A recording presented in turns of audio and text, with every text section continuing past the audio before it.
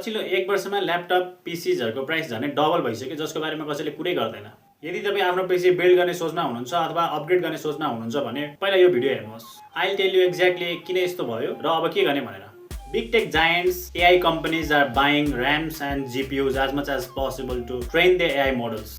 Microsoft, Google, Meta जस्ता कम्पनीले billions of dollars खर्च गर्छन् हरेक वर्ष GPU र RAM हरु किन्नको लागि। ChatGPT जस्तो कम्पनीजको लागि हजारौं वटा GPUs र RAMs हरु चाहिन्छ just to boot their AI apps.